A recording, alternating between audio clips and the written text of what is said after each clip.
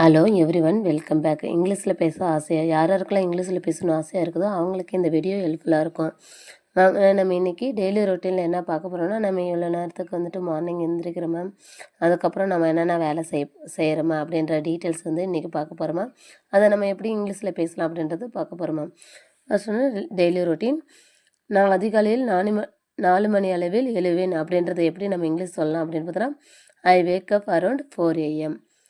Next, நான் இன்று காலை நுழைவாயிலை துடைத்துவிட்டு ஒரு கோலம் வரைந்தேன் அப்படின்றது எப்படி இங்கிலீஷில் சொல்லலாம் அப்படின்னு பார்த்தோன்னா, I sweep the entrance and draw a kolam this morning.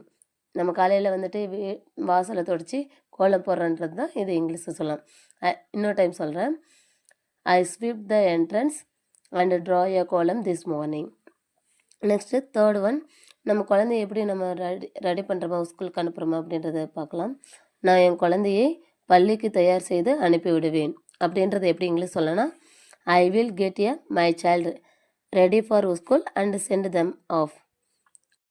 நான் என் இளைய குழந்தையை தயார் செய்து ப்ளே ஸ்கூலுக்கு அனுப்ப வேண்டும் அப்படின்றத நம்ம எப்படி இங்கிலீஷ் சொல்லனா, I need to get my younger child ready and send them to play school. Next fifth one, நம்ம இப்போ பாத்திரம்லாம் விளக்குறாங்களோ அதை நம்ம எப்படி சொல்லலாம் அப்படின்னு பார்த்தோன்னா இங்கிலீஷில், நான் பாத்திரங்களை கழுவேன். I will wash the dishes. Next one, நம்ம ஏதாவது காலேஜுக்கோ இல்லை வந்து ஒர்க்குக்கோ நம்ம வந்து ரெடியாகி கிளம்புறோமா, அதை வந்து நம்ம எப்படி இங்கிலீஷ் சொல்லலாம் அப்படின்றத பார்க்க போகிறோமா. அதன் பிறகு நான் தயாராகி கல்லூரிக்கு கிளம்ப வேண்டும் அப்படின்றது எப்படி இங்கிலீஷ் சொல்லணும்னா, after that I need to get ready and leave for the college.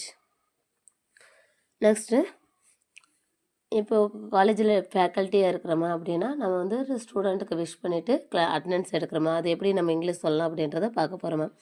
நான் மாணவர்களை வரவேற்று வருகை பதிவு எடுப்பேன் அப்படின்றத எப்படி இங்கிலீஷ் சொல்லணும்னா, I will greet the student and then take attendance. Next, அதுக்கப்புறம் நெக்ஸ்ட்டு நம்ம என்ன பண்ணுவோம், கிளாஸ் எடுக்க ஸ்டார்ட் பண்ணுவோம். அதை நம்ம எப்படி இங்கிலீஷில் சொல்லலாம் அப்படின்னு பார்த்தோன்னா, பிறகு நான் மாணவர்களுக்கு லெசன் கற்பிப்பேன் அப்படின்றத எப்படி இங்கிலீஷ் சொல்லணும்னா, after that I will teach the student a lesson.